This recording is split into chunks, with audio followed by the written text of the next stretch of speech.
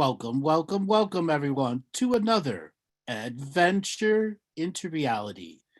We are going to be having an open call-in show. I may be joined by a guest here momentarily, may not. Either way, this is a time and an opportunity for you to sit back, relax, put your tray tables into the upright position, and allow yourself to be on the adventure of this reality. If you are listening on Facebook, YouTube, Twitter, Twitch, or anywhere else and want to be a part of the call in show, you must be here in the Zoom room. Our intrepid producer, Robert, is putting up information on the screen for you in any other location who want to come here and be a part of the chat.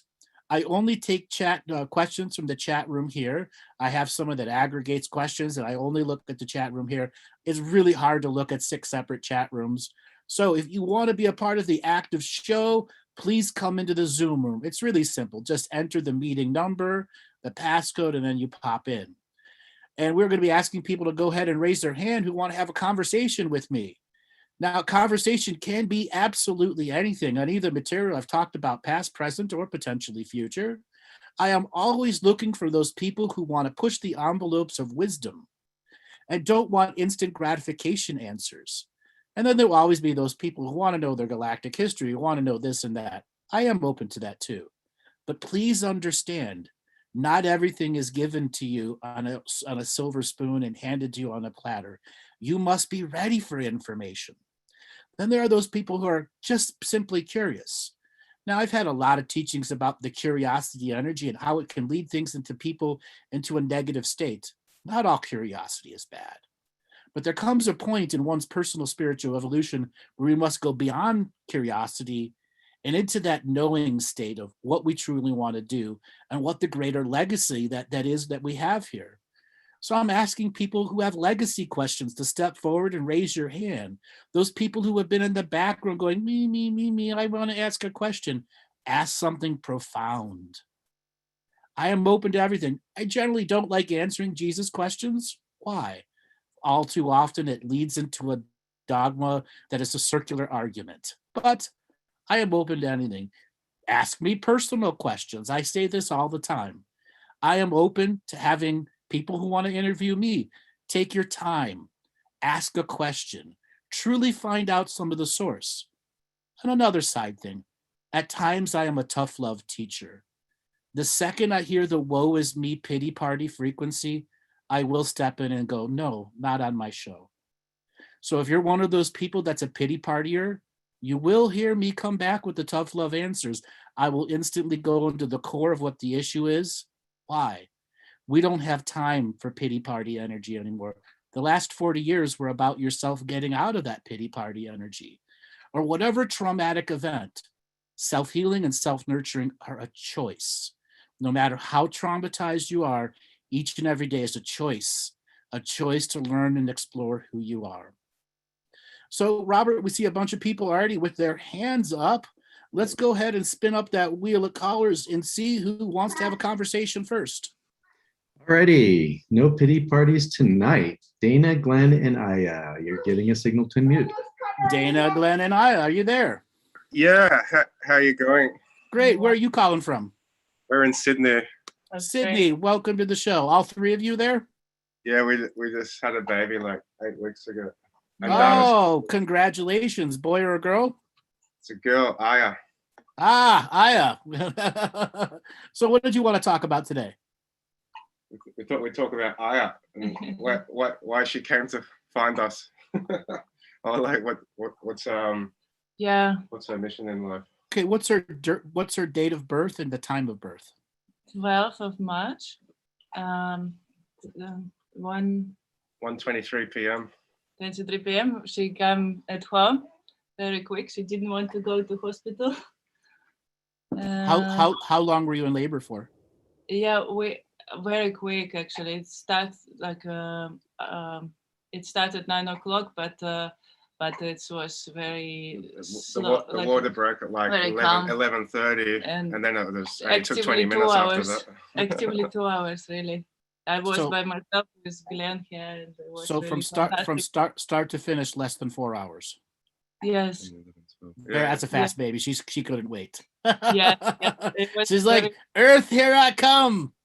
It was very empowering experience, really. And I had a vision before she came, like on Iboga ceremony. I had a vision about the baby, and it was like I had prepared questions for the medicine, and medicine started to show me the baby, and it said like this baby is very important for us right now. I was laughing. I was saying, isn't every baby is important for us right now? The answer, yes, every baby is important. But the first thing to understand is, do not imprint onto this child, you are a super psychic right away. Allow her to be a kid. And the most important part about being mother and father to a gifted child is you have to learn to be gifted yourself. You would have never been born a child like that if you didn't have your own set of gifts. So your own self-healing and your own self-nurturing at the times that you're learning to be parents is so vital for you. Okay? And you're going to have 2 years of no sleep. Prepare for that. Okay? You both have to figure out when you have to sleep in shifts. Okay? Okay? Being intimate's going to be tough with the little blue eyes looking at you. Okay? Okay? Those are all things you have to figure out how to normalize for yourself. But now back to her. Why did she come? Well, she's still in this unique infant state where many things are manifesting for her. But the first thing to understand is you have a writer. The last 3 lifetimes in a row, she's been a professional writer.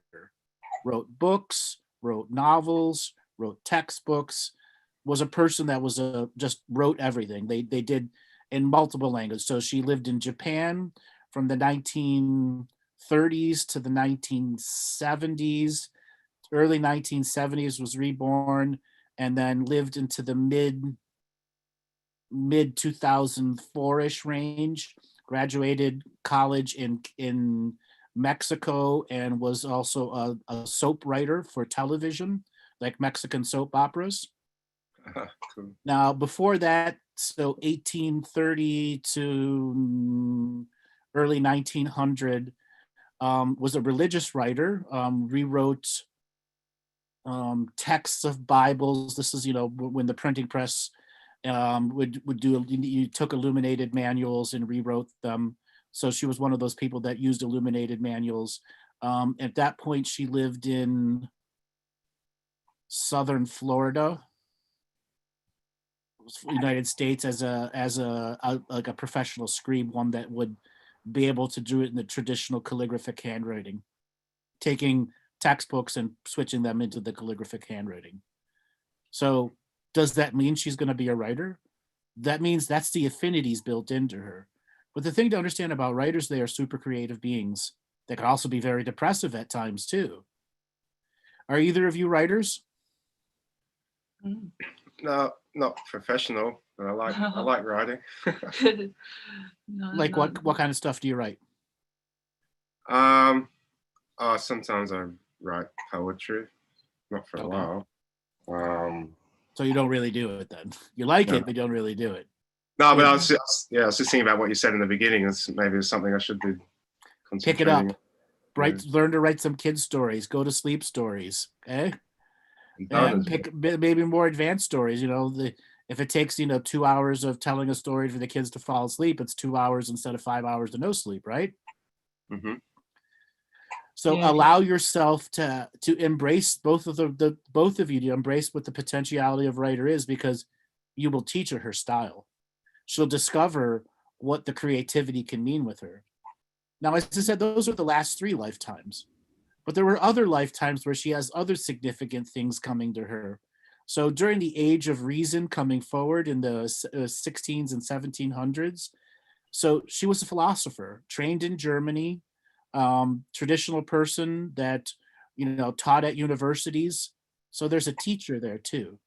Mm-hmm. Now, what does the amalgamation of all this mean?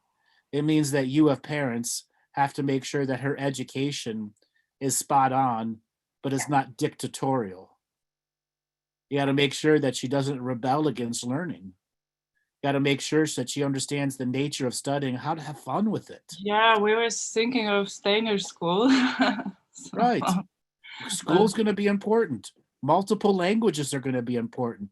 The more at a young age she can think in 2 different languages, the more she'll be able to problem solve her own emotional situations, because one language will be easier to emotionally explain one thing and one language will be more technical about it. I just how to protect the baby, how to because personal practice, darling. What personal rituals and ceremonies do you do that make the house spiritual, have a spiritual hygiene and cleanliness to it? On the shows, I talk about cleansing the energy of the house. Well, the energy of her toys, making sure when you do the laundry for the clothes that you wear, you put blessings on it. That's your personal practice that she will absorb. And those are protective energies. Then there is stuff that's neck level, which is you as a practitioner, separate of the child, follow a system which you've created on your own, whether you've learned it through books or studying, that you incorporate into your daily practice. And you have enough enthusiastic effort to do this daily practice that it begins to make a true difference in the energy of your environment and all those who live there. That will be the greatest protection you can provide to her, is you guys have a disciplined daily practice that becomes a weekly practice and a monthly practice in which you can look back on going, I did change the sheets every 2 weeks in the house. I did vacuum the floor energetically. I made sure that the static energy and the crusty energy got pushed out and the positive energy is flowing through the house. Yes. We've been a non-sleep regime when we're lost on the cleaning of the house. Really difficult at the moment, but we're getting into the like a good phase now. I was reading about the first laughing ceremony in Navajo. I was like, it's so beautiful. I was thinking, I should just start to smile sometime, and it's like, really something I was thinking this is a beautiful ceremony to do. Absolutely. Laughter is such a great teacher and a breaker of the negative energies. Have you noticed every time the baby farts, she laughs? Yeah. Why? Amazing. Why does this is in every child. Every now and then they smell it and it goes wah right away. But 99% of the time, if a little baby farts, they laugh. Okay? So it's not just wind. It's not, exactly. It's not just pressure being released, because to them there's a joyous frequency there. That was a good one. Yeah. Okay. Well, getting rid of the negative, as well. And daddy's got to remember to not hotbox mommy. Yeah. No farting under the covers. Okay. Yeah, I also yes, Dutch ovening it. Vaccines, because we're kind of now in the moment where the doctor really pushing all schedule on us. So real quick, you have years before her education is going to be there. 4 to 5 to 6 is when you're going to think about getting her into school. All right. Yeah. Hopefully something will change by this time. Right. But during that time, making sure she's a social child, a social butterfly, not being around haunted ass kids, but making sure the kids she is around are somewhat normal. Okay. And not to overparent and not to underparent. You are what's going to imprint on her the rest of her life, the fundamentals of her frequency, how to be into her body, how to know when to get out of the body and go into that dreamy state, how to experience who you are and allow emotions in that you can deal with, coaching and counseling her when she's got more of an intelligence in her that's communicatable to you as the adults. Because right now she's still more infinite than she is finite. Okay, and what's she here for? To be parented, for you to be her parents. What she develops after that is how well you became parents. That's interesting. That last time I was speaking to you, we were talking about how Donna and I had been through like a full cycle together and raising we're just here to Mm-hmm. a grand awakening or something like that. But so I might not have necessarily been through a full cycle with us, but she's here for some. Oh, she's been born to you before. In fact, she's been your mother, both of your mothers before. Plenty of other lifetimes, 1300, 1400, 1500, and that area. She was your grandmother, your mother, your sibling. You've had dozens and dozens of lifetimes with her. Old hat. That's why she was born to you, because she knows what the potential of what you can do. If you both work together, can let go of some of your little static, stubborn problems that everyone has, and get into the core of being parents at a young age. Teaching her discipline without the consequence of pain. Yeah. Music, dancing, happiness, joy. That's what you got to instill to her. But at the same time, a responsibility to the other side that if you want to learn something, you got to put hard work and effort into it.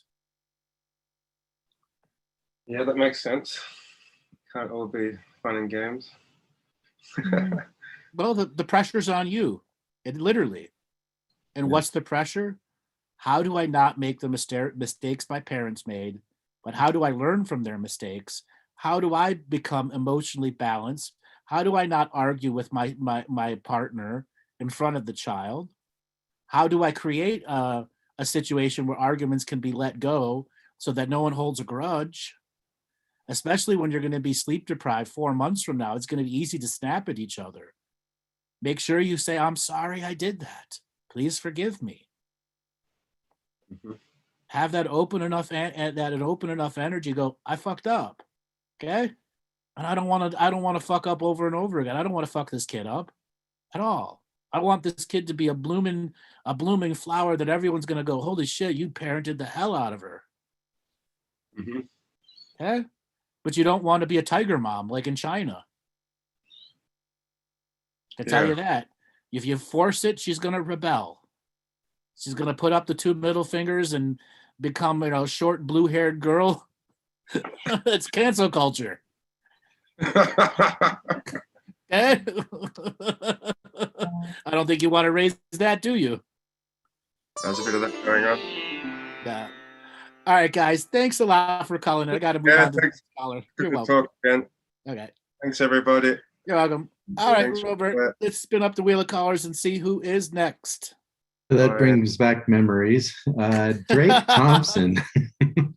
Drake, signal to unmute. Jake Thompson, are you there? Hello. Hi, where are you calling from? I was going to ask in Texas. Money can feel the same thing. Robert, can you meet the other people? Say again, where are you calling from? Houston, Texas. Eastern Texas. Welcome to the show. What did you want to talk about today? The typical. Actually, I had a vision recently that I opened up my soul and I saw these gold butterflies come out.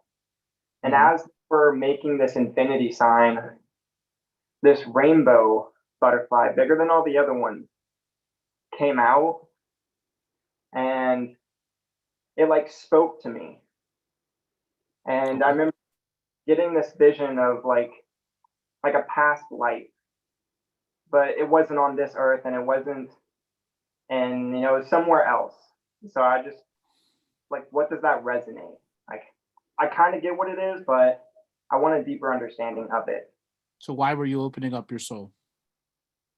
Because I was doing some meditation, visual meditations. I've been getting into trying to just get more in touch with myself, find out more about my being, and ended up having this weird vision where I was in this garden, and facilitated in this garden were the 4 elements, and this owl came to me, and I asked it, like, how can I open myself up to the world, and how can I give the gifts that I have, and how can I cultivate these gifts so I can, serve and I can give back to what I have been given. And then one thing led to another. I ended up opening my soul. Okay. So the metaphor is the butterfly. It has gone through the stage of being the larva, has gone through the chrysalis of creation and dreamed a great dream. What's the great dream that you really have? Beyond the light worker salad dancer. I have a dream that I was at a school and I didn't know why I was there at the first, but as I was walking up the steps, all these people started coming out and hugging me. And I just felt this overwhelming sensation of joy, love, compassion, support. And I remember looking up as I'm crying, and I just saw this crow go by, and I just broke down, and all these people are surrounding me. And I have this feeling that, like, my journey towards, you know, whatever point, I'm going to be a teacher, some kind of coach to other people, so that way I can help them along their own journey. So the crow is the guardian of the sacred law. Crow is the unique energy that binds sacred law into mental text so that we understand how sacred law works within us. As for you being a teacher, the answer is absolutely you can be a teacher. But what are you going to do on the journey to being a teacher that grounds you of being a human being? Because let me tell you something from direct experience, there can come a time where you're the teacher and you can lose who you are. And you've got to regain that humanity, not that you've lost it. The perception and perspective of being a teacher comes with responsibility to the individual self to continue to grow and search and explore. Those butterflies coming out of you and all those people crying in that vision and hugging you was to encourage you to next level your personal practice. What is the next thing you got to go out and learn to add to the repertoire of knowledge that you already have? What is the next thing you want to study? What's the next book you're going to read? What is your strategy as a spiritual person who knows that your birthright and legacy is to be a teacher? And what are you doing today, tomorrow, this week, and next week to guarantee that that teacher will manifest out of your choice of free will and the actions that you do now, today, tomorrow, and the next day? Action turns knowledge into wisdom. And to manifest that teacher as a manifesting, co-creating being, you have to follow the path of self-education, self-nurturing, self-healing, self-love, and self-illumination through the learning of the great wisdoms that are out there.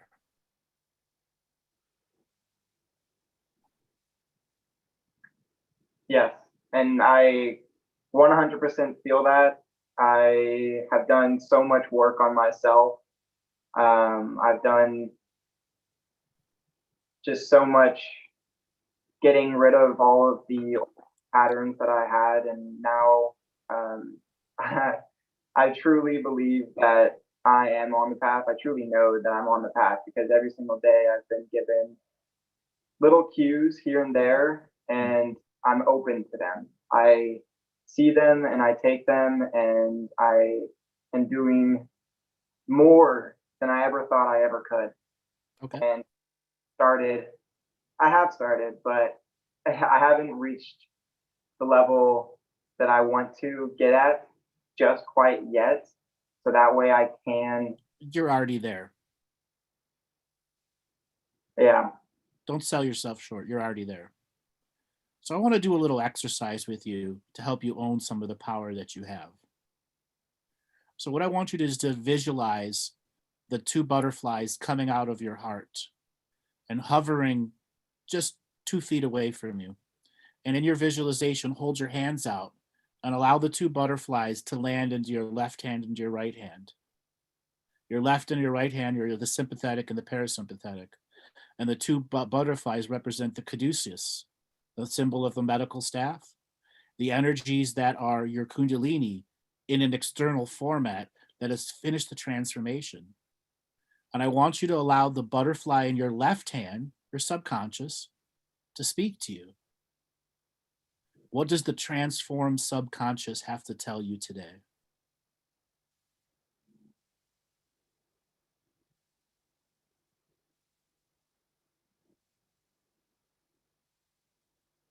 that everything's going to be all right. That's light worker vague answers. Go deeper. Feel that butterfly on your hand. Feel its wings.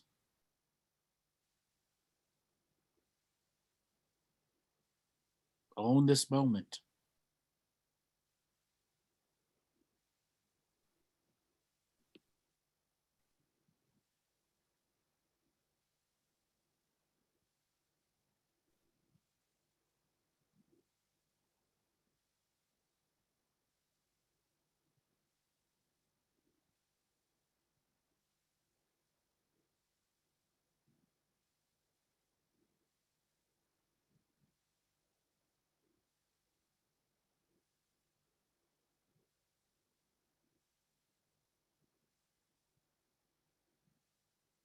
What is the silence telling you?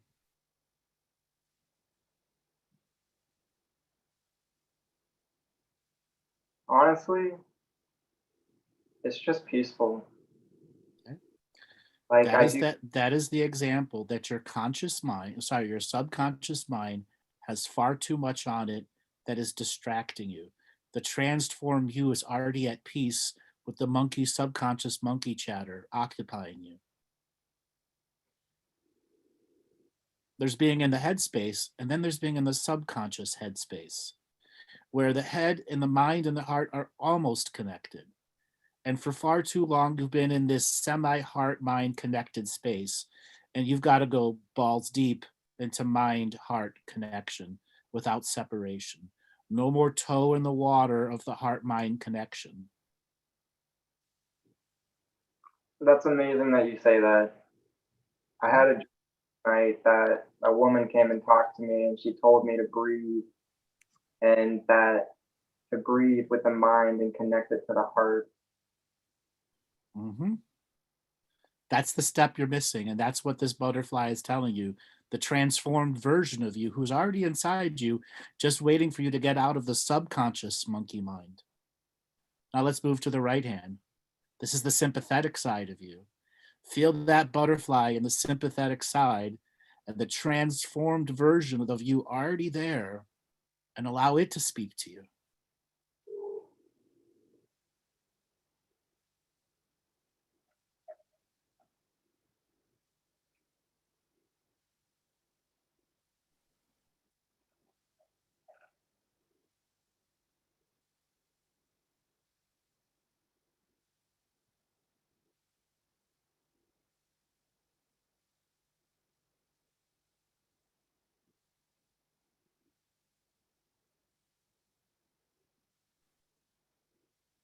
What's the silence telling you? To go back to foundation. Nope. That's the monkey mind telling you you're not good enough.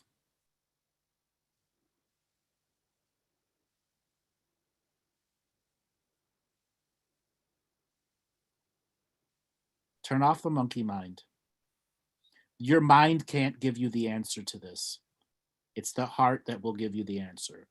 The answer will come out of your heart, come up your tongue, and activate your voice box. The mind has nothing to do with this answer.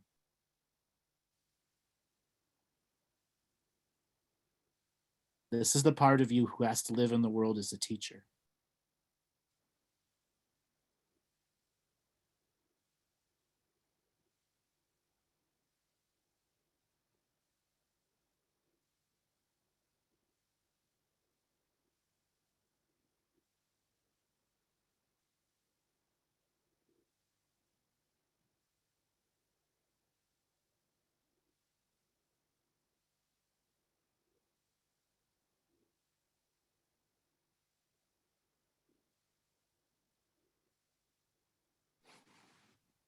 What's distracting you?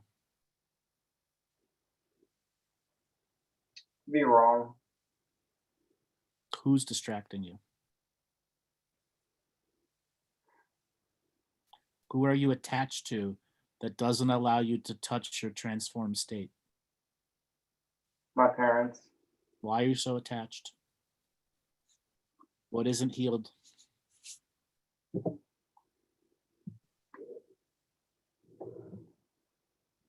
the unsupport. Mm-hmm. Listen, 9 times out of 10, spiritual teachers have no support from their parents. Why? Because you're a teacher. Got to learn it on your own. You got to learn self-validation without external validation. You are more than enough. How many more spiritual experiences do you need to validate you?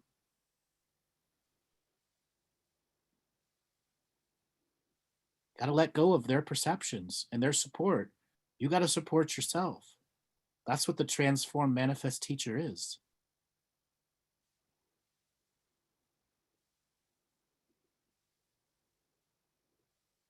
In your heart of hearts, you know what you came here for.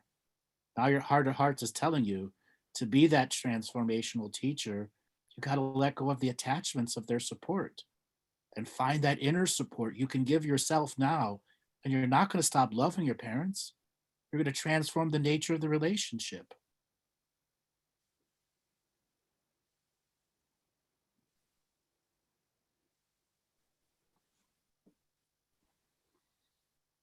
This makes sense to you? Yeah. Now, how are you going to transform the attachments into unattachments? First thing first, blanket forgiveness. No matter what mistakes they made or good things they've done, you can't be attached to either. You're simply allowing the love of them being parents and the effort that they put in getting you here so that you can be the manifest teacher on your own. Because they're not here to put the steps in front of you like golden bricks. You're the one that's got to pave your own path as the teacher.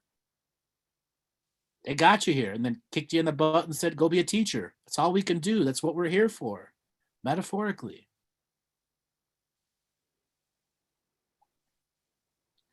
You got to put on the big boy pants now. Yeah. And I'm just learning to. Right. And guess what? It's okay. You're more than enough right now. As I said, you're already there. Stop self-deprecating. Start strategizing. What can I learn today, tomorrow, this week, next week, and the next couple months? So I begin my own course of self-illumination.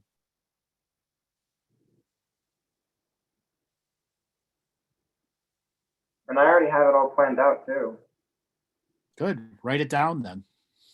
Make it a spiritual business plan. Keep refining it.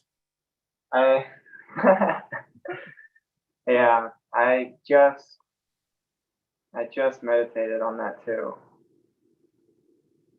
I feel like I've done a lot of mental work lately, thinking that I'm doing spiritual work, but obviously it's can't pretend anymore. Exactly.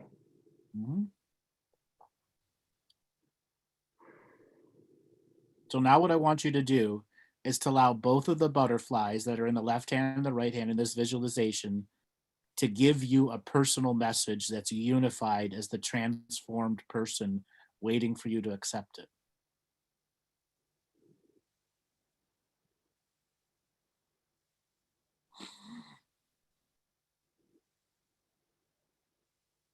Get out of the monkey mind. Stop slipping on the bananas the monkey keeps putting in front of you.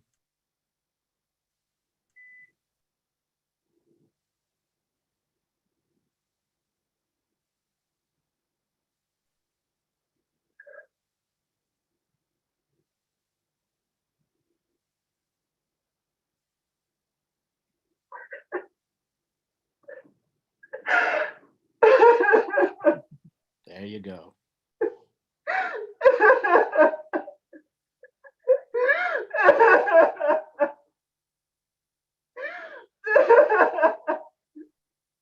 Welcome to your future. That's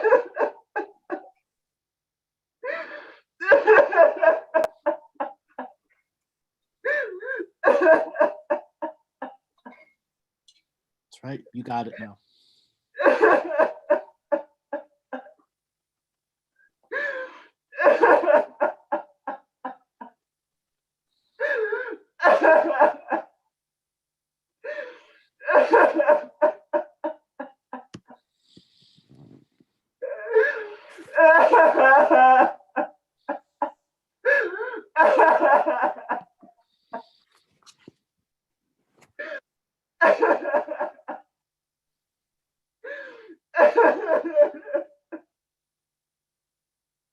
Embody that energy.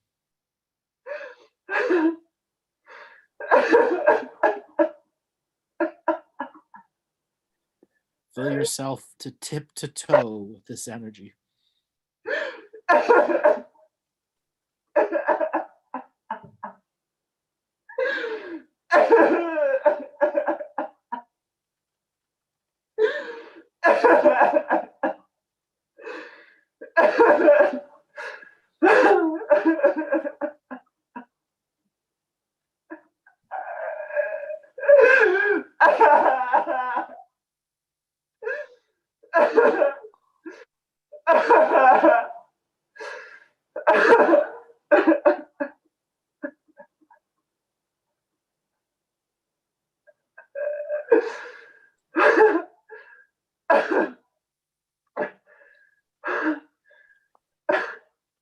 There you go. The time is now, and the power is in you.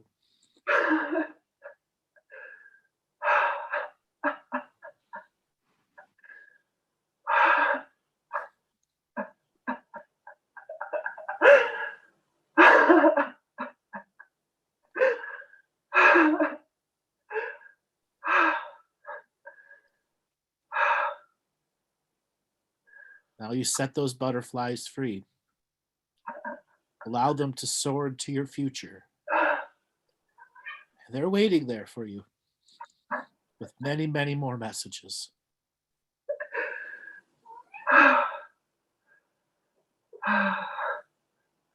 See them flying into your future a week from now, a month from now, a year from now, a decade from now. See the manifest teacher, you, standing on stage in front of 1,000 people, retelling this very story.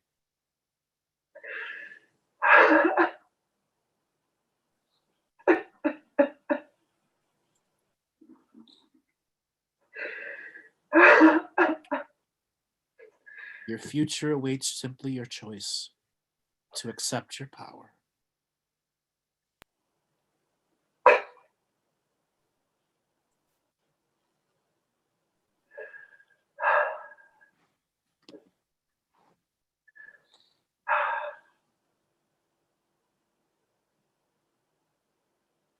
That's what your butterflies and your visions meant.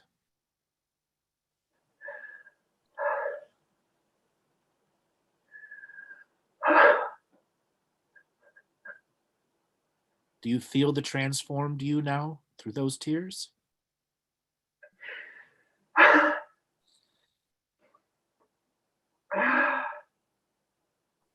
Yes. Okay. But it's like there's some other resistance. Sure. It's been a long time that you've been resisting your power. It doesn't disappear overnight. There are more tears to be had in your transformational process. As the days turn into weeks, as the weeks turn into months, and the months turn into years, and you watch the grander transformation that is you, who's charting your own course deeper into self-illumination, deeper into acceptance of this power. I didn't get to be where I'm at as a blink of an eye. I practiced my ass off. Okay. I cried my eyes out just like you did, to the many stages of having to own my power.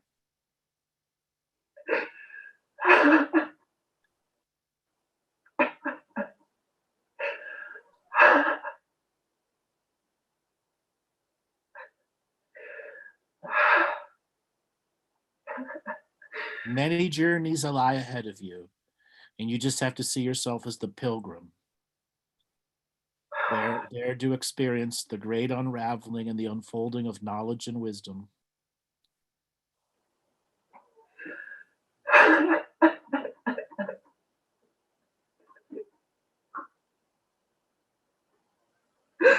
Shed off the old you, accept the you of this moment. And the shedding of the old you is the letting go of the attachments that kept you stuck.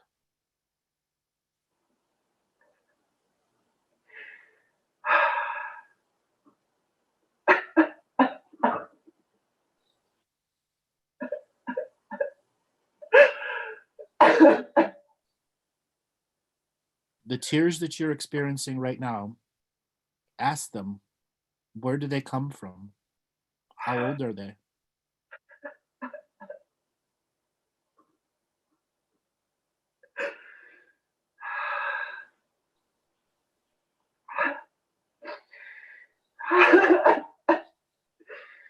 You're that old. They're ancient. And that's why you were born. To cry the uncried tears so you could succeed today, tomorrow, this week, next month, and the next years to come.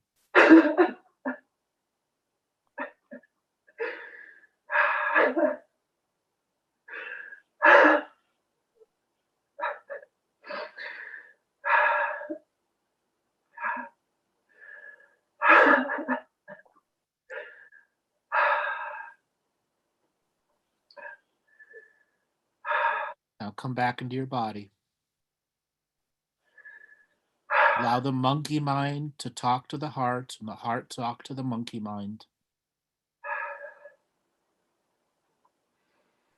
Settle your frequency.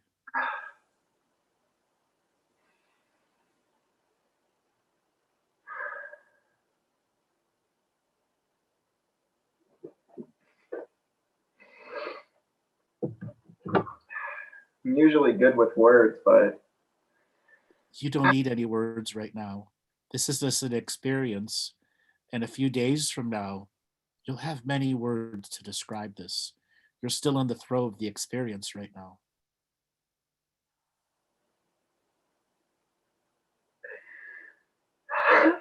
Ancient tears. You've cried some ancient tears.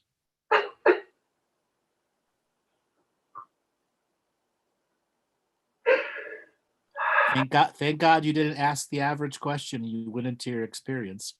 Your monkey mind at the beginning of this was going to ask a dumb question, but you shared your experience. Right?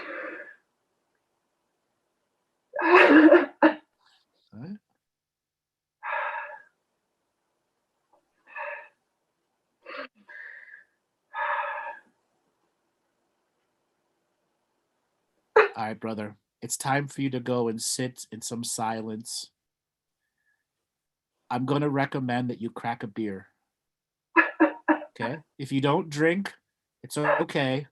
This is one of those moments that smoking a joint or cracking a beer will help this state make a profound effect on you.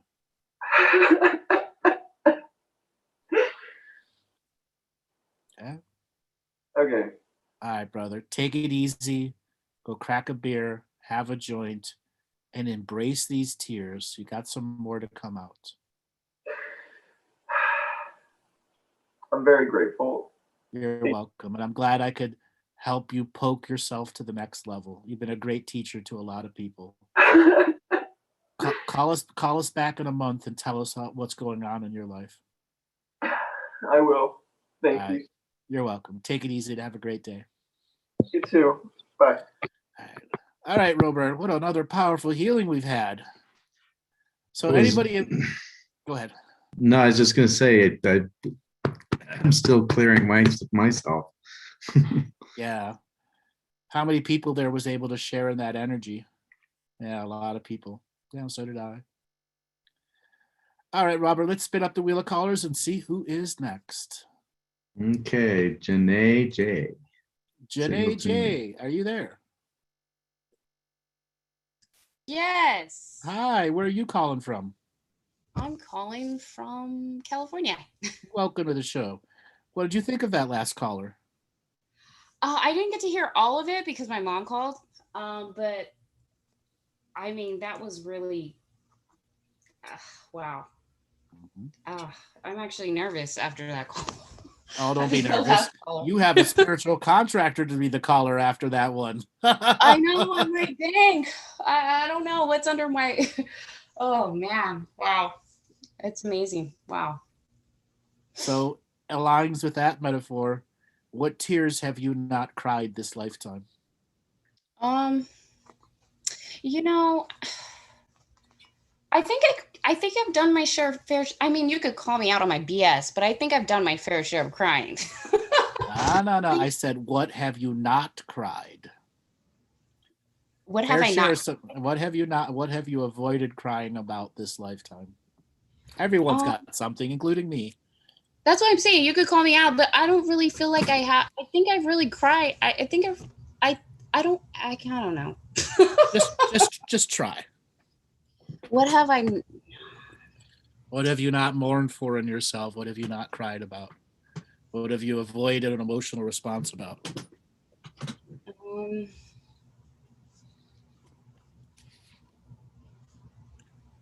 I don't know, man. I really don't know. Well, just try a little harder. I feel like I have. I mean, we've all been through stuff, and I feel like earlier, I mean, most of my having stints has been childhood, that for a lot of us, that's been the case. What about the lover you've never had? No, I have a lover, and we've been together No. I said the lover you've never had. Never had. Well, I don't know, because I've never had him. But those are still uncried for tears. Yeah, the nature of the question is, what haven't you experienced yet? That has been a wanting need and desire within you. That's such a hard question. Honestly, yeah. I can't even think. I mean, I can't even think about that, to be honest with you. I can't even wrap my head around. Because it's a hard subject. It's very hard because, I mean, you really have to sit with yourself and really think about it. Well, actually, you got to get out of the mind and get into the heart to get the answer. So you don't think about it. It just kind of percolates up. Okay, I see what you're saying. And you could obviously do that through meditation, correct? Sure. Meditation, visualization, walking in the park, sitting on the beach, all of those things can work. It's just a matter of giving yourself the opportunity to experience it without the attachments limiting you. Got it. Okay, well, maybe you could find out something about myself that you could let me know. I was born October 13th.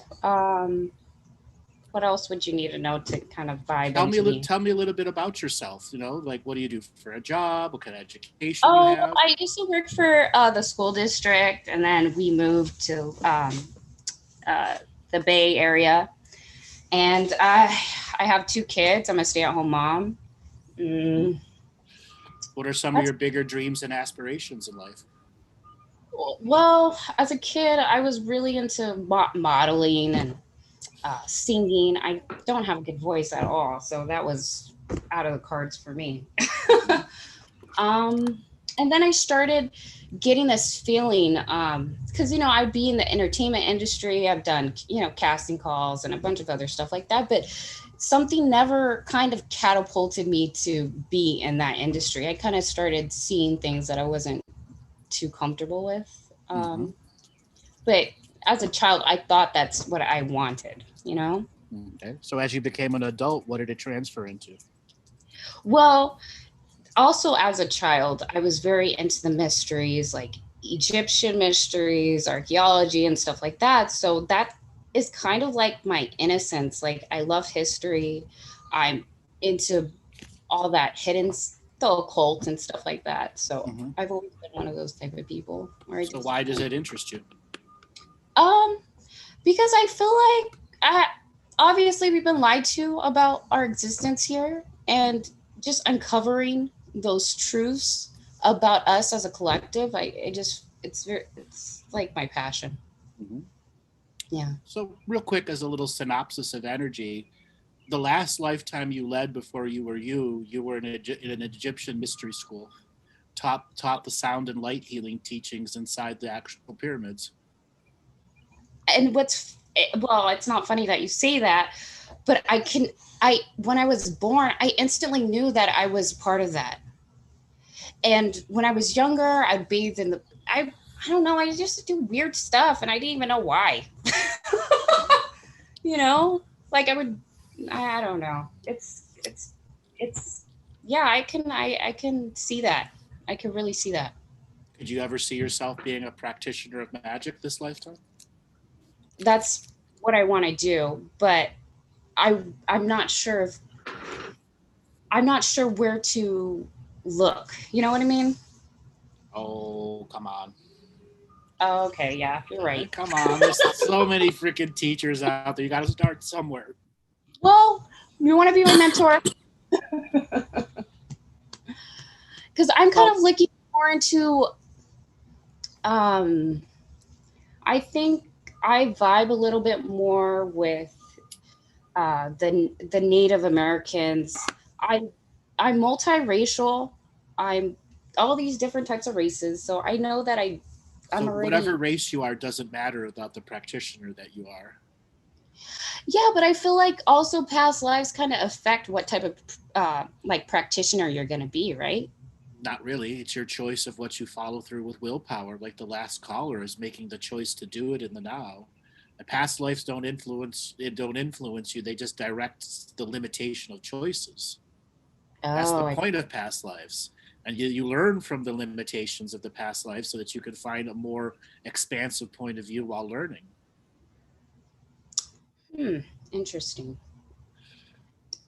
Yeah, but I could see that for myself. I just there's so many avenues, like you said. You got to pick one. You just got to pick one and not be the airy fairy light worker with all these choices but never following through. True. I think shamanism resonates a lot with me. I want you to make an attempt for the rest of your life to stop using the word resonates with me. And there's a reason why. The word really? resonate is such a misunderstood word. Okay. And it can often confuse us of what is a signature frequency match and what is a faux signature frequency match. So many light worker word salads. This resonates with this and this resonates with that. It's no different than conspiracy theorists, people connecting apples to earthquakes. And that's the funny thing. I started getting into the whole conspiracy thing last year, which I'm not into it right now, but last year, like David Wilcock, and you see all these people talking all this stuff on YouTube, and then you find out that none of that stuff even is going to happen. And it's just, I know it's a waste of time, you know? But in the moment, it wasn't a waste of time for you. Yeah, you had to learn from that experience that David Wilcock should never, ever put a prediction forward again because he's so wrong all the time. I know. I'm like, dude, what is up with you? And people just continue to follow and support. It's really interesting. That's their journey. And we cannot judge them, nor can you judge the you that did follow him. You did learn something from him. Well, I didn't. It was just a clip that I seen yesterday, or I have my own issues with David as the predictor, but as a teacher, his wisdom teachings impeccable. Really? Impeccable as the wisdom teachings. Put him as the predictor, oh boy, he's no different than a homeless guy with a sign saying Jesus comes. Well, let me ask you about somebody else. What do you think about Dr. Joe Dispenza? Wonderful teacher. He's got it all there. His only thing right now is he expanded too fast. And when he expanded too fast, he had to find a unique balance where the human could stay human and not become the teacher incarnate 24/7, 365. And that's not knocking him. That's just what teachers have to deal with. Right. Okay? I personally know Joe Dispenza. Okay. I think he's spot on. He's just going through the growth stage of, man, I accelerated and grew really fast. My audience is worldwide. What's my next level versus the teacher?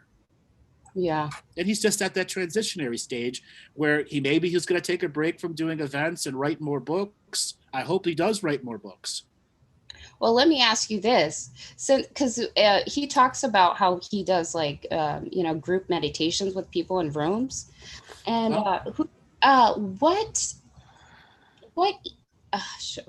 what entities is he connecting with that are helping people out?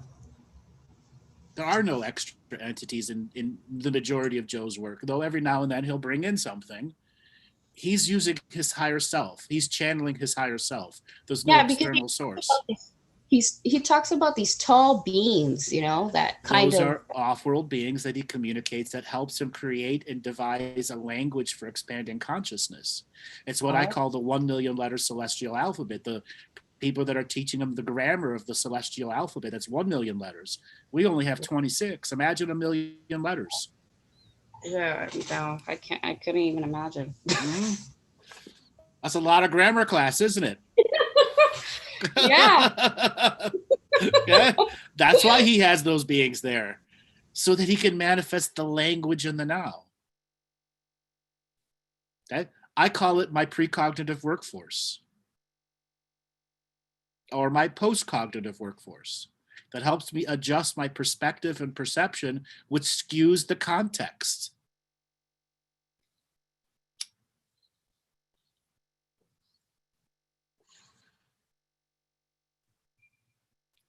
Are you there?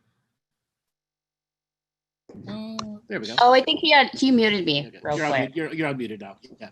Yeah. Okay. Yeah. Okay. So I just got to choose one, huh? And just go for it. In the beginning, it is that simple. In the beginning, it is that simple. But I'm going to use a descriptive terms like I used before. You got to be balls deep in the choice. Okay. And I use that term because it's a sexuality term. When you're that deep, there's no pulling out, metaphorically. Okay. You got to have that you got to have that energy in you that I'm following through out of my commitment, courage, and discipline. And none of those are mystical. They're all choice. Yeah. And that's how you battle the programs of self-defeat. You find that inner conviction. Well, I mean, if you could sense, what could you sense that would be a good pick if you could, for me? What are your hobbies that you get joy and happiness from that are not spirituality? Do video games count? Yes, they do. What video games do you play? Left 4 Dead, Mass Effect, and that's like a Galactic. That's where I know got what it is. I know the game. Oh, Right now I'm playing Mech Warrior Online 5. So if anybody wants to come and play a game with me, you can download Mech Warrior Online 5. It's a free to play game. It's only 27 meg download, and I just look for Galactic Historian. Oh, awesome. That is awesome. Yeah, I played video games for a long time, so I don't play that much anymore, and I have kids now. But yeah, I'm sure you've seen some of those video game streamers out there that are making fortunes off of Twitch. And I thought about that, but then I have kids yelling in the background. I don't know about all that. I don't know. Listen, you can carve time aside.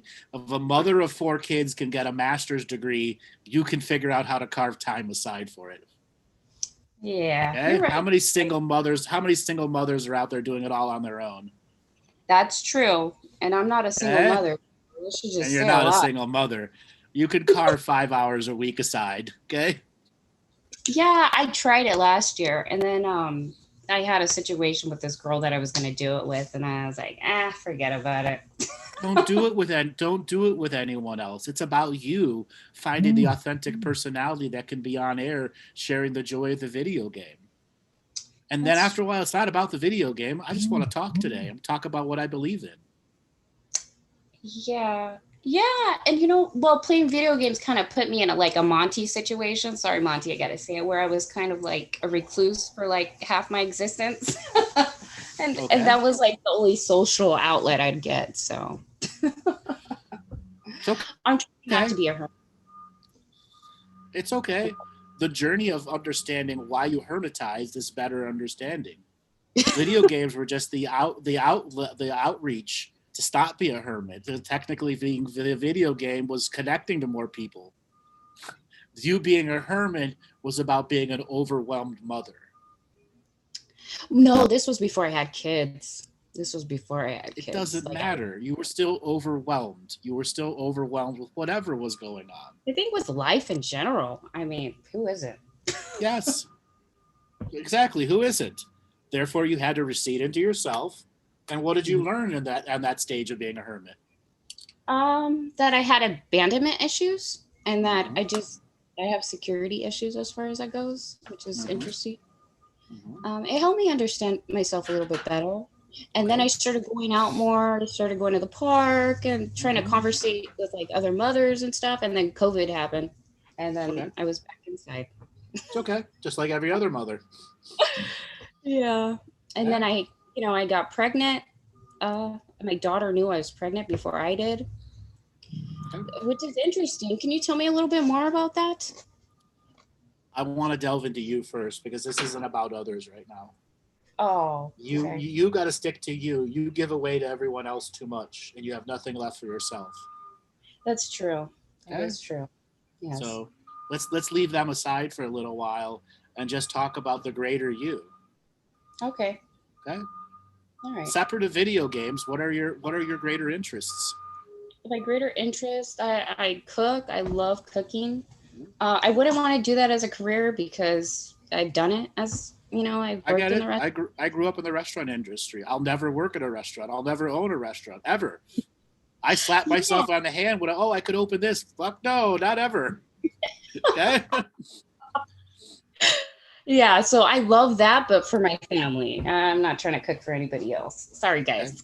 Okay. You could do a YouTube cooking channel twice a month. Okay. True. Okay. And you'd get a lot of happiness out of it, and you're not chefing. And you're not chefing. That's the most important bit because then that's no joke, man. And it's not just peanut butter and jelly sandwiches. It's the joy of what the fuck do I want to show people today? I want to do Spanish paella. Sounds good. Okay. Hey, what's your favorite food? Real quick. I want to know. Leg of lamb. But there are many things that can beat it because I'm a mood eater and I'm at times go through very picky. I want something that I have a taste. I say this word, I have a taste for something tasty, and it's an undefined taste, but it's defined in my previous experiences that I've got to go back into my experiential nature and go, this taste and this taste are similar. What's the frequency it creates in me? Okay. So I look for the frequency of what that food created, the mood that I was in, or what did it do to me internally, and what were the outcomes of those foods, or the creation of the food. There are many, some of my most favorite meals are the ones I created for others. Okay? Yeah, okay? True. So still, leg of lamb is on the top level there because there's so many different flavors in lamb. Especially when you learn what to do with the excess lamb grease. Okay. What are you doing with it? So you let it brown on the bottom of the pan and you put pasta in. Anything that's starchy absorbative, like potatoes, that greasy lamb flavor absorbs deep into those saturates. Okay? And if you let it brown just enough, it has a whole effervescent flavor to it. That sounds so good right now.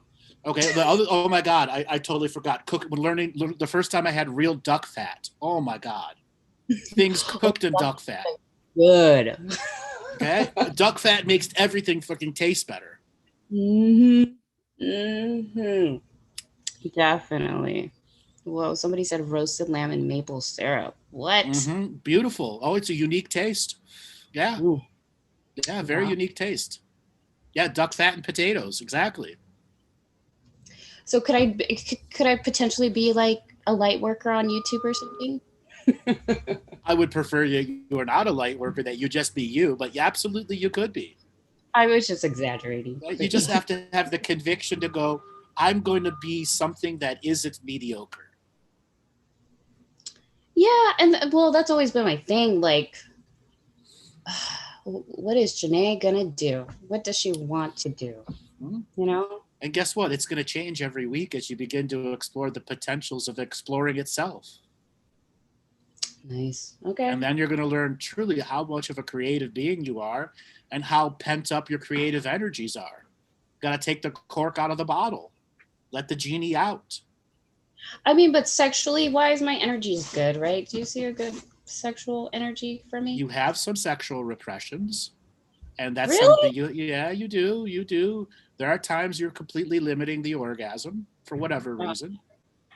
Okay. And there are some previous experiences that are very tough for you to top because you fantasized about them a little too much in the past. But it's always been like daydreaming though. Like I've always been a big daydreamer, especially when I was younger. I visualize. And how many times did you fall in love with those visualizations? Well, they were fantasies. Sure, people fall in love with their fantasies all the time. I don't think I fell in love too much. It happens. It's just something that happens. Right. Do you have the courage to follow through on a fantasy and to fully tell it to your partner and go, we need to do this. I want to role play this. I'm going to write out the text and lines you got to say to me, like a play. Oh, yeah. That's what I'm trying to do, because I've been with the same guy for 17 years. So I'm trying to that sounds like a good idea. Okay. Sounds like a great idea. What's next level sexuality even look like for you? Gosh, I think it would be tantric, right? That would be awesome. No. 9 times out of 10, tantric is destructive to most people in sexuality. Tantra requires commitment, courage, and dedication that are very high levels, and there are many tantric teachers out there that destroy people's sexuality with dumbass teachings. Okay, quick question. So, so you're saying that it shouldn't even be practiced, or what? Know that there are far too many people going into it and being fucked up because the teachings have been watered down, and the majority of the teachers aren't taught the full lessons. Oh, okay. Okay. Well, that's good to know. I don't want to get fucked up. So remember, tantric is a spiritual experience too. I'm asking raw about your raw sexuality. What's the next level sexuality look like you at the carnal side? The experience that you want that you've resisted. I don't know what that would look like. I know that I kind of hold back a little bit. I feel like I express myself really well sexually. So trust me, I've played with toys. I've done all that. But what haven't you done? I haven't done, there's a couple of things, I'm sure. What's holding you back from doing them? If Miss I've experienced everything already is true. Did I say that? Yes, you did. Not bad. Let me take that back. No, I have not. Yeah, I guess we'll look into it. I'm gonna have to do that. I'm gonna have to let my husband know. Hey, we gotta do some things. So with the audience here, let's just explore the fantasy for a moment. This will help you get the metaphorical stick out of your sexuality ass. Okay. Okay? And I use that statement. My ass. Thank you very much. No. I'm using that statement because I use that on my comedy show to get the serious stick out of your ass. I know. I watch you on TV on Fridays. Yeah, I know. Yeah. I say that because there is a serious factor to your sexuality that has become over serious. Really? Oh, yeah. And the playful side that you think is playful is actually the controlling person controlling the playfulness, and there's a lot deeper playful energy that can come out. You're right. I sense. Yeah, I can feel that. Why is that there? I don't know. My childhood was kind of, all of our childhoods, I'm sure, kind of messed up, but yeah, I don't know. Maybe it's that. I don't know. I mean, I'm over it. I forgive my parents. I mean, I know that, they were just doing the best that they could, but I don't know. Man. You don't even realize you're in full parasympathetic rejection of an answer that you already know. Yeah, I know, because I want, it sucks. That's why. Okay. The part of you that says it sucks, I want you to say to it, get over it. You don't own me and you don't run me. Mm-hmm. Say it to her. Get over it, bitch. Okay. What's she saying back to you? She's saying, damn right. No, she's not. She's lying to you. She's like, just wait, a month from now, I'm going to make you so repressed. You're going to be pissy and you're going to be a bitch to everyone. Oh, great. Yeah? Yeah. which is something you have been battling with for a long period of time, where it's not emotional depressiveness, it's emotional repressiveness, in which you lash out at others to get out of repression, which is different than depression. What's the remedy for that? Because pure playfulness. So much gluttony of playfulness that program has to dissolve itself. Okay? It's letting the innocent and inner child roam free. And to enter that term, gluttony of playfulness, when it comes to your sexuality.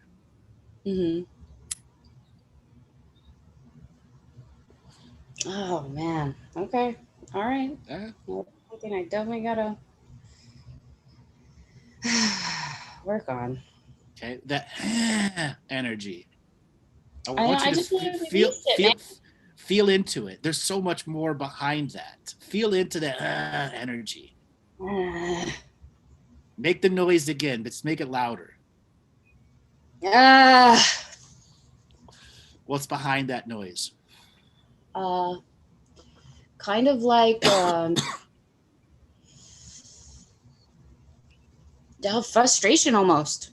A unicorn dragging his ass and a rainbow unicorn, a unicorn turd coming out, like my picture in the image here. Okay. Okay, I could sound like that on the toilet, I'm sure. Okay. You may be shitting rainbows, but guess what? You're still dragging ass. Right? And there's something in that energy that diffuses your potential. And it is a self-deprecating parasympathetic action of rejection of what could be a next potential of you. So every time you make that noise, go, no, I'm not making that noise. I'm going to create beyond that noise. Yeah, I get what you're saying. It's like I'm doubting myself, right? Exactly. It's a doubt. It's the watering the seeds of doubt energy. Yeah. And I do that to myself. I've been doing that to myself throughout my whole life. Well, now it's time to take out the Roundup and spray it on the weeds. My husband's a pest controller, so. Okay. Okay. It's time to get rid of it. Time to get rid of it. Time to spray the Roundup. Okay. All right. Let the flowers grow. Hey, I want to. That's all I ever wanted in this life. Okay. Yeah. Now I'm going to ask you a tough sexuality question. Okay. What is it that you want to experience in the combination of sexuality and sensuality that will give you a complete sense of an experience? Something to try? You're trying to say? Like something to try, something you haven't done, something you've been resisting, something that's just percolated in the back of your mind. I probably would try it. I don't know, hot wax. Okay. A lot of people do that. It's an ancient technique. It can be very sensual if done correctly, and it's not burning. Okay? Especially when it goes over the nipples. Oh, definitely. As David suddenly appears during hot wax on nipples. He has a discerning look on his face. Yes. Oh my gosh.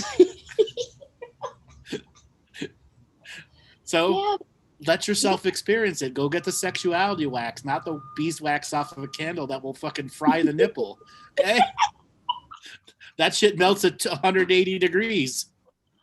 Oh my god. Okay? Definitely not. We're going to the sex shop. Yeah, for sure. Exactly. You don't get the body wax, the Brazilian body wax either. That hurts coming off. Yeah, I thought I was doing good sexual wise. I mean, you just got bored. I did get bored. And repetitive. And now you got to find the innocent inner person who wants to explore sexuality and sensuality to the next level. All right. Yeah. I could do that. And that will get rid of that block that I have, that roadblock that's just been blocking. Actually, it's not a block, it's a detour sign. Oh, okay. Okay. So and you just obey the detour sign. Okay. You can go through the detour sign. You really can. All right. I'm going to go straight through it because That's right. I'm ready. Plow on ready. through it. Balls deep. Balls deep. Yes. I'm ready. All right, darling. Thanks a lot for calling in. Thanks so much, Andrew. You're welcome. Have a great day. You too. We are joined by the intrepid David Ellis once again. David, how you doing today? Pretty good, and I'm pretty good, Andrew. I just came into the chat and I'm like listening to Brazilian wax, and I'm like, what the? Yes, we're talking about a person that's having not necessarily a sexuality issue, but a road detour from some of the greater experiences and what it's going to take for her to get into that innocent frequency and re-experience sensuality and sexuality in a new way. Cool. How was the show today? Wonderful. We had some powerful transformational energies already go on with another person that had some unique spiritual energies come through them. And right now we're working on transformation of the human being. Ooh, good topic. So, David, in your years of experience, what have you learned about human beings rejecting their transformation? Here's the thing. If you're talking about different aspects of the human being, you may try to reject your own transformation, but your higher mind might have an issue with that. So it's really not up to you. And when people say they reject, when people say that I don't want this or whatever else, they're usually coming from a position of inconvenience in the natural world before, of course, things start to rebound. It's kind of like an elastic band. It's like, you know that story from the Bible where the guy gets swallowed by the whale because he's supposed to do something? Yep. Yeah. It's better to cooperate than to be swallowed by a whale. Yet so many people in today's society avoid their personal transformation topics, and they develop avoidance techniques and programs inside them that have, aspects with PhDs of rejection in them. Rejection. What does that word really mean for people, especially when you're dealing with yourself? Any rejection of yourself will come back to bite you in the ass, and it will pay dividends way into your future, not just for 1 or 2 years, many, many years into the future. So oftentimes it's like a school of piranha biting at your ass. Yeah, over a long period of time. That's a nice image, actually. Okay. So you got to put the net in the water and pull the piranha out and face those rejectionary energies right in the face. Talk to them. Make them in front of you, metaphorically, physically, and literally, so that you can begin to interrogate them why they're there. What's their purpose? When you're talking about transformation and self-transformation, is it that you are changing or is it that you're evolving? You have to make that distinction. Okay? Yes, absolutely. You have to make the distinction because having a sex change operation, you may change. You won't necessarily evolve, right? Mm-hmm. But running up against a major block inside yourself, yeah, you're going to have to evolve to get through it, right? So you have to make that kind of distinction because a lot of people mistake changes for evolution and evolution for changes. And both mistakes are actually the wrong, are actually not productive, right? That's right. So I meet a lot of spiritual practitioners and they're like, oh, I had a lot of growth and expansion. And I'm like, what's your expansion? Describe it to me. I get all excited, right? And then they discover something like, oh, I like amethyst as opposed to citrine. Mm-hmm. And I'm They're like, just okay. doing light work or word salad instant answers.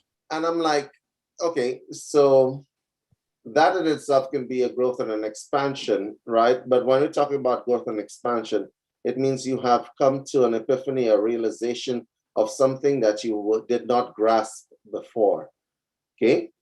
All right, and a lot of people, these come few and far in between. We were having a discussion earlier on, weren't we, Andrew? Oh, yeah. On some of those same topics, okay? What is your expansion like? What does it feel like? And so many people don't ask themselves that question.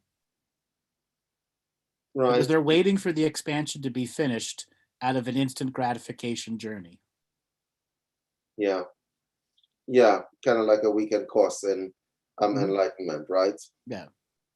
You can't be enlightened in a weekend course. I assure you of this. Oh, don't be like that, Andrew. You never know. It depends on the course, right? It depends on the course, you know. But no, generally speaking, it requires a little bit of work, and I'm running up against the hardest parts of yourself. Okay. And we all have those hard parts of ourselves. It doesn't matter. Okay. So transformation kind of speaks to the idea that you are different. Okay. You are different. If it is that you have gone through a personal self-transformation and you are the same and you're doing the same things you've always done and you think the same way you've always thought, then you have not really transformed. There are a lot of lies that we tell ourselves in the spiritual community, a lot of self-delusions that we carry. Okay. I call them the faux practitioners.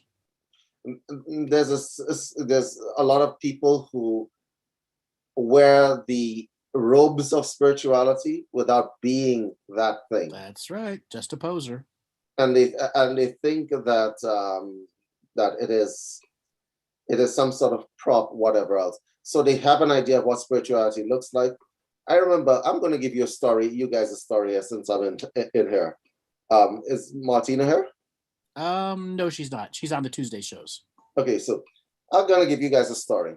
So a lot of you guys probably knew that I taught yoga, right? Patty, I see that you're in here. So I missed the story giving part, so I'm going to give it here. All right, so I was a yoga teacher for many years. During the time I taught yoga, I made sure to tell people we're not doing the guruism thing here. Meaning that you're not going to follow me, I'm not going to follow you. Nobody's following anybody else. All of you are charged with becoming leaders of your own self, your own priest, your own guru. And I wrote it, I went so far, Andrew, as to write it into the application form for the yoga school in bold letters. Okay? Wait for it. But it doesn't matter whether I did that. So people would come in to my into my yoga studio and they have an idea of what a yogi is, right? And then they run up into me. Yes. And they're like, you can't be serious. Do you do yoga? Yeah, I actually do. And yeah, I actually am a registered yoga teacher with the International Yoga Federation and the Yoga Alliance in North America and whatever else. And I actually teach yoga teachers. Okay? But you're cool. Yes, I'm cool. I'm not wearing a turban. I could put some dots in my head to make you feel better, but I'm not going to.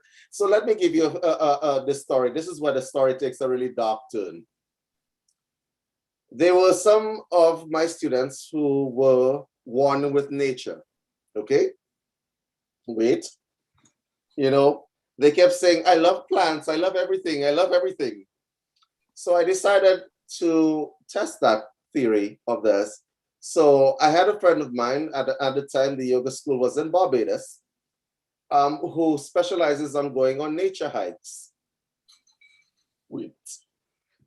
He specializes in going on nature hikes. So I'm like, well, since I have such like organic lovers in my class, what I'm going to do is I'm going to book them a nature hike with this friend of mine to walk through the gullies of Barbados. Okay? Mm-hmm. Okay, that was the most horrid experience of their life. Okay? So this is what happened. So this guy took them on a nature hike. They love plants if it's in a little pot with little leaves that are really pretty to look at.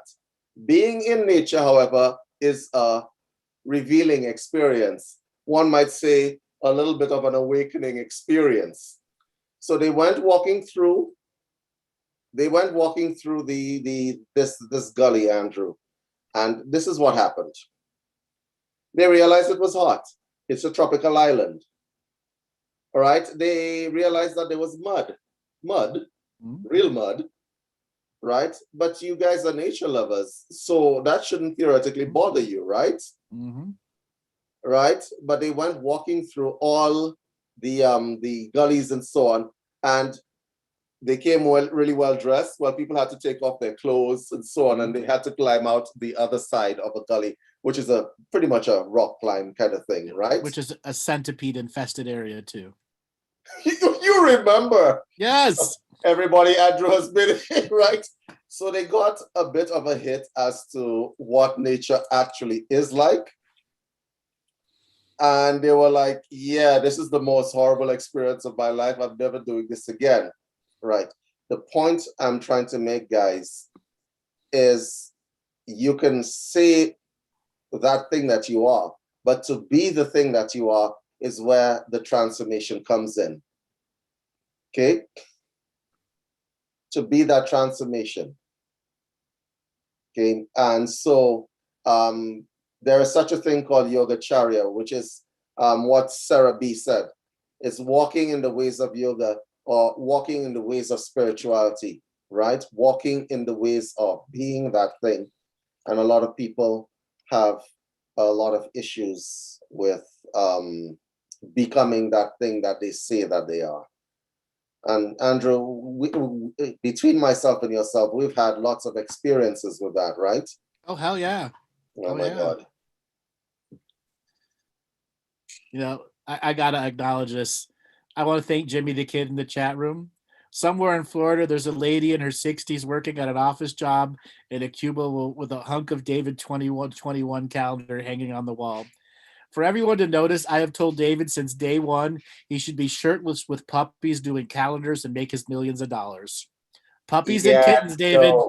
No, that's the kind of transformation we don't want to we don't want to go through. Puppies and kittens. Okay. Okay. Have you in the bathtub with puppies and kittens, shirtless? You're gonna make a mega fortune, David. And so that's basically it. Hello, the spiritual people inside are laughing, laughing their heads off.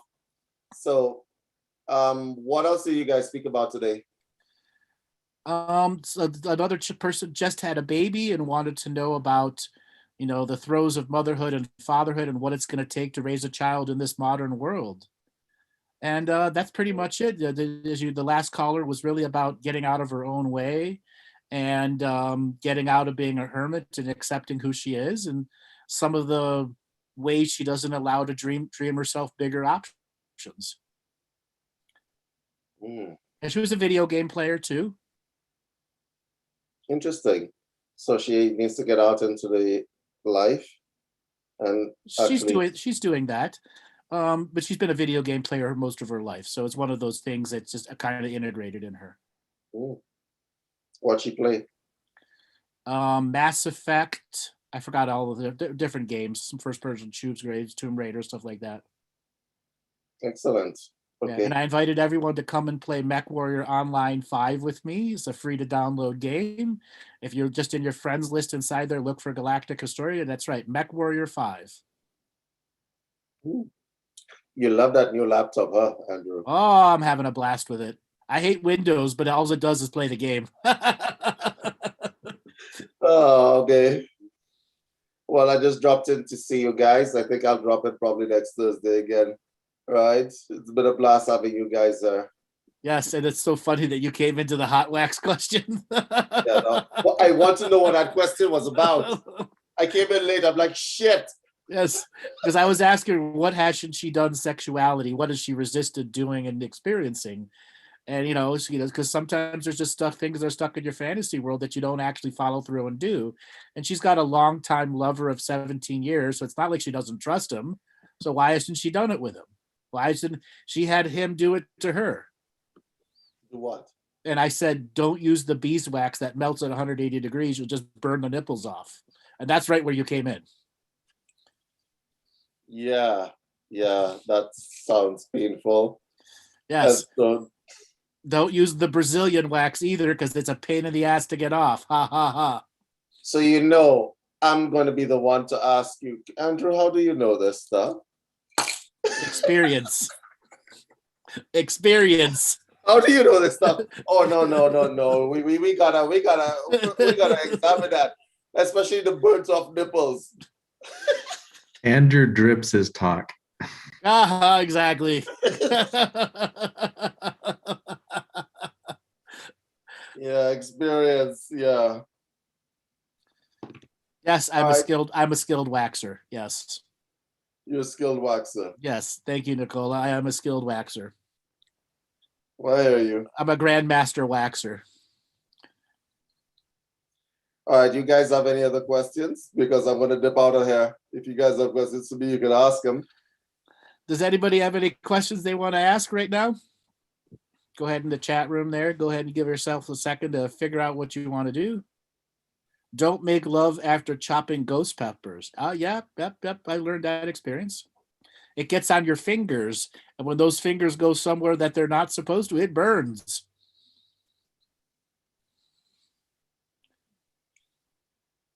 Don't get spiced on your balls. That could be beneficial. You never know.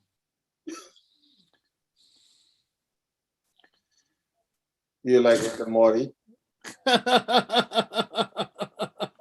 No, I actually do not like Rick and Morty. I have been a cartoon watcher, but Rick and Morty, for some reason, it turns me the wrong way. It's great writing. I can respect it for that. But the show itself just does not appeal to me. And it puts a sour taste in my mouth, that particular show.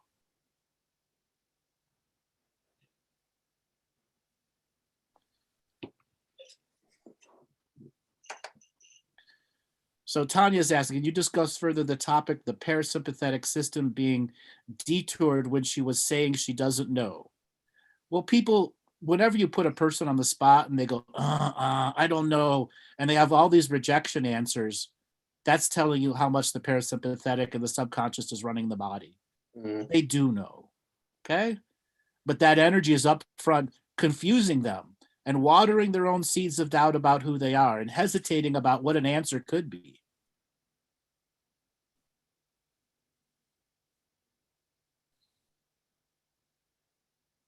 There's all sorts of subconscious noises people make that tell of the nature of rejection. David, can you talk about those rejection noises? That? Yep.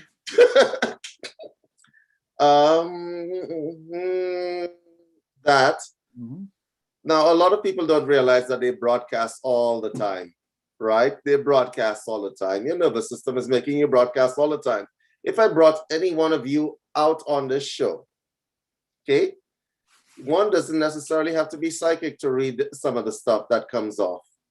And people don't realize that they're doing it. So let me take you through a walk through the eyes of a psychotherapist or hypnotherapist. You walk into my office, okay? I say, oh, that's a really nice shirt you have on. And you're like, oh, really? I know that you're a tactile person, okay? You start talking to me and you're like, I know that you have a lot of stuff loaded into your system. That's preventing you from talking. There are lots of things that people give off every day, okay? So rejection noises, noises like that, noises like, okay? Like you're trying to hold stuff in, stuff buried and stuff like that. And it shows up. It really does show up. Do you guys understand what I'm talking about? Yep, as well as the body language that's associated with those noise. Do you guys want a little bit of a lecture in body reading? Yes. To run past your partners? Yes. Okay. So, anybody with kyphosis, this is kyphosis. They're dealing with a lot of shame. They're dealing with a lot of, they're trying to hide themselves. So a lot of the women who have kyphosis at an early age, and I'm not talking about hereditary kyphosis. I'm talking about kyphosis. Their breast developed early and their sexuality developed, so they try to hide it, to not look different from their peers. So if you're like 12 and so on, they do this, okay? But the thing about it is that it stays with them and the shame stays with them and they grow up, right, like that. So that's kyphosis. Lordosis, let me explain, because this is going to be hilarious. When your chest is out like that and your butt is pushed out to the back and so on, you really want to be seen. You want to show your assets to the world, right? Make sense? We're going to get to the men in a while. Don't worry, guys. Okay? Right? Your breasts are out like this and your assets are being shown to the world, right? And you can see when a woman favors herself really highly or whatever else. Let me give you one from Freud. And this is on the women's side still. You can tell whether a woman is an avid self-pleasurer. Okay. How can you tell? So Freud knew exactly how the mind worked and consciousness worked.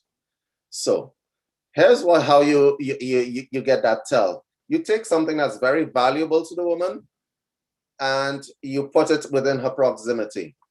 In Freud's case, it was the tinderbox. You remember the tinderbox story? Yep.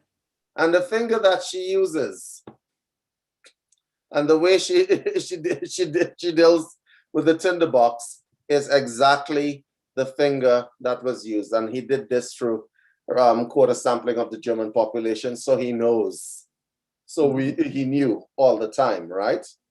It's how they play with themselves down there, the finger, the action, the touch, the sensuality behind it, and how they interact with the tinderbox reveals what is in the subconscious mind. Okay, so let's go on to the man's side, shall we? You guys want to hear about the man's side or not, right? Yes. Right. So men generally walk the gait. They walk with the part of the body that the emotion is telling them to walk with, the lead part. The gait gives them away every time. So if you see a man who's about to fight another man, as an example, the chest is what's leading him. Do you understand? Just put it in your minds, run it through your minds. Do you see it? Right? A man who is sexually engaged will lead with the pelvis. Do you understand that? Okay. So if you just imagine yourself in a bar and he's walking up to you, he's walking with the lead in the pelvis first. Make sense? Yes. Okay. And if a man is asexual and has absolutely no interest in you whatsoever, he's just going to walk away with his feet. Walk towards you with his feet, walk away from his feet. Does everybody understand that? Do you want other tells, or was that enough? I have a bunch of them. What are some of the other tells, both men and women? Okay, so the neurosis that women have, depending on who the woman is, are kind of like blatant. People broadcast all the time. Hair flicking is a sign of interest. Guys, you should know this by now, right? You guys know this, right? Yep. The hair flicking bit. Okay.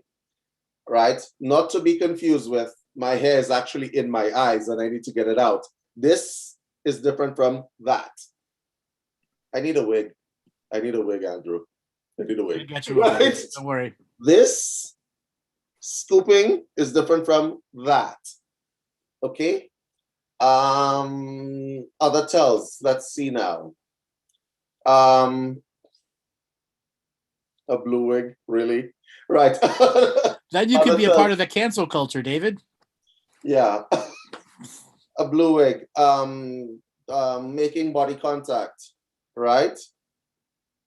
As an example. A woman who is really, really pissed at you will speak to you in ways that will convey that she is pissed at you, but she's hoping that your dumb self will pick it up because it's subtle. Yes. And the problem is it goes over most men's heads, right? Like over their heads. Like, I am fine. I'm fine. What does I'm fine mean? It means I'm vague and aloof and not giving you any answers because your dumbass isn't interpreting what I'm telling you, even though I'm not ever telling you it. I'm waiting for you to psychically get it all and have perfect answers because you're a lazy man. Yes, but the acronym for fine is fucked up, insecure, neurotic, and emotional. Yep. So don't. What a woman tells you she's fine, she's not fine. Okay. Mm-hmm. She's That's not the same fine. thing. If she says my ass looks fat in this dress, you go, yes. Yes, it does. Right. So there is that. Now, men have their own tells and their own codes and say, because a man doesn't want to express his feelings. And there's a common misconception that men are not emotional, right? They're logical. That's a bunch of shit. Okay. Right. You need to burn that book. Men are from Mars and women are from Venus. It's a bunch of shit. It doesn't actually play out in real life. There's a bunch of emotional men out there. There are a lot of insecurities that they run inside themselves. And there's a lot of deep sadness that they have walking around with, right? And it shows. And so if you're a woman who's involved with a man and you want to connect with that man, it might be in your best interest to stop talking and look at the tells first. Make sense? That's right. Because they're going to try to internalize it and come off as, I'm cool, everything is cool. No, you're not cool. Okay? No, you are not cool. Right? There's a lot of other tells that you can tell. If you're a woman and you want to date a guy and you want to be able to assess his character or whatever else, do you guys need me to go through this? Sure. Give people a dating perception journey. I don't know how this self-transformation turned into a dating show, but we're going to go down that road. All right. Oh, that reminds me of that one day we decided to come up with a dating show where you and I were going to have people call in and we're going to tell them if they're able to be matched or not. Yes, that would be okay. So let me introduce you guys to RSBT. Okay, RSBT is representational systems bias. Okay, it means that whatever sense that the individual is using to communicate and learn and understand the world, the lead sense is what you talk to them on. So in the case of visual people, they are visual. So if you want them to understand you, as an example, you speak to them in a visual way. Does that make any sense to you guys or not really? Absolutely, yeah. If they are digital, you speak to them in a logical way and you break it down for them in examples. Excellent. Let me explain. So visual means that they're going to see things. They see things, how the colors, the shapes and stuff like that. Okay? Their visual acuity is how they understand the world. Auditory people, it's how things sound to them. It's how things sound to them. So you say, how does that sound to you? As an example, you tell them, how does that sound to you? Mm-hmm. Digital people, they digitally analyze things. So you have to take it step by step and analyze bit by bit. This is what, and kinesthetic people are touchy-feely people. So when you are speaking to them, you must alter your language to a more feeling kind of language. Mm-hmm. You men in the chat, a lot of your women are kinesthetic. You must alter, especially if they're spiritually based, a lot of them are. You must alter your language and alter the way you interact to a more touchy-feely huggy type scenario. Does that make any sense to you guys now? 100%. That's why when you're talking to to text to an audio person will never come off right. Right. So exactly. Exactly my point. Cell phones are the bane of our existence, you know. Right. Right, because a lot of stuff get lost in translation. So you have like a situation where somebody who's very digital is talking to somebody who's very kinesthetic, and they cannot meet in the middle anywhere. That's right. And 1,000 marriages and 1,000 relationships have gone down the tubes because of it. That's right. You get the idea, guys? Mm-hmm. Understanding the nature of how a person learns and experiences through their body tells them the type of person they are. Are they kinesthetic? Are they digital? Knowing that helps you communicate to them. Andrew, I think I have a online RSBT test. Can I just check it out and see if it's still there? Sure, yeah. And then you guys can go check it out and see whether you guys are kinesthetic, visual, or whatever the case may be. You guys are interested in that? Yes or no? Oh, yes, they are. We've got to so capture you can find out and then have your person figure it out. Let me just pull this stuff up and see if it's still around. I'll drop it into the chat. So what are the applications for someone who is digital or kinesthetic or auditory or visual? The applications are such that the kinesthetic person who is more touchy-feeling, and if you're kinesthetic and also an empath, oh boy, you're in for a wild ride with the other systems biases, because they're not going to understand where you're coming from. And I've said this on many shows before, that when you are dealing with an empath, that might be the best thing that could happen to you, right? Because a lot of people say, of all the psychic and metaphysical variants, empaths are the bottom of the barrel. No, they're at the top of the barrel, because the other variants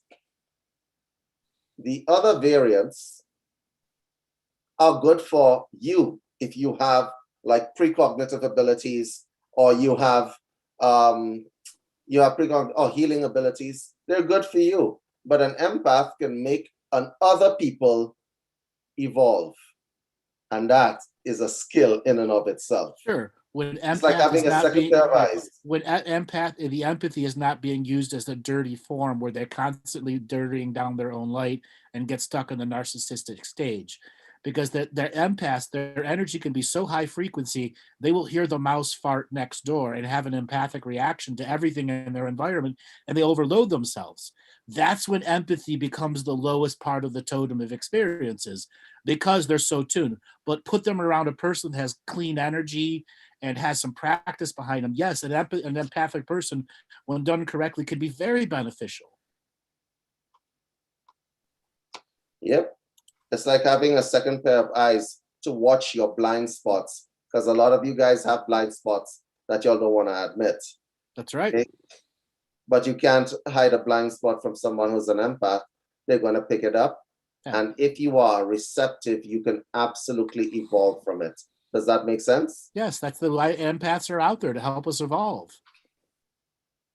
That's why they're a part of a culture and a community. It's why everyone knows an empath.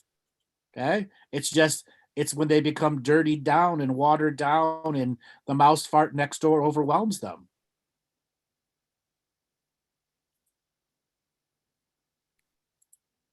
And so that's a very simple tool that you guys can use to understand each other and people around you. Make sense? Yeah, absolutely.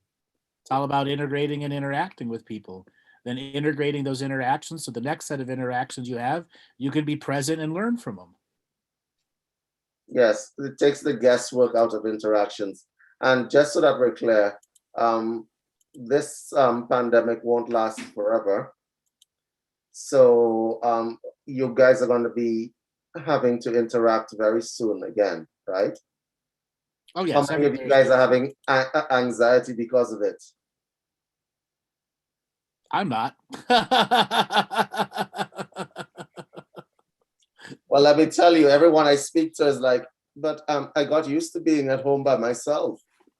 All right. Now I got to go back to a job and so on. And a lot of the companies are considering, yeah, you guys stay home, right? Mm-hmm. Lower overheads and stuff like that. But there are going to be a fallout. So when you guys are interacting, once again, you guys have to pull out some real skills here. Okay. Right. Got to put on the big boy pants. Got to enter the re-enter the workforce while still balancing the rest of your life. Ain't that the truth? Ain't that the truth? You guys have any more questions for us? Well, I think that's it, David. We're near the end of the show anyways. Okay, well, I couldn't find that test, but I'll put it together for you guys and I'll drop it to you guys next week or whatever. Great. Okay? And I'll send it out in an email link too for people to do. All right, take care. All right, David, take it easy. Have a great night. We'll talk soon. All right. All right, everybody. We're at the end of the show. I want to thank everybody who's been here. We will be on tomorrow for our comedy show. Monty Dean will be joining me, as well as Bruce McDonald. So take a chance to take the stick out of your ass and have some comedy tomorrow. All right, Robert, take us away.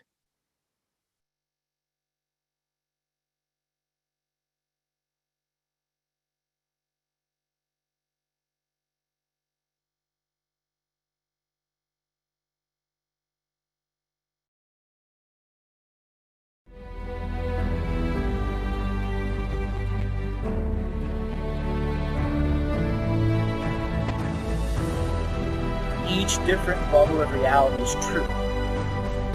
A galactic historian is a person that looks at all the lines of dramatic karma. Nudge, nudge. It's the Holy Grail.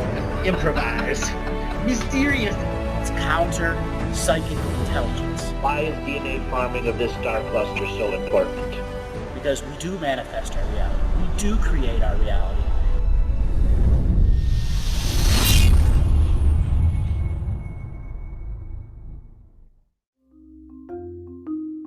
Hello, let's create, let's co-create, and let's change this world with love. No matter if you're from Alpha Centauri or Earth, we all began with the same birthing process. We live in a limited point of view. Living the mystical life daily is about striving for the unlimited point of view. Each day, each human being gets an infinite amount of choices. Living the mystical life daily is about facing obstacles and challenges. The level of awareness that you are working at means you have a responsibility to be equal with it. How does one truly let go of expectation?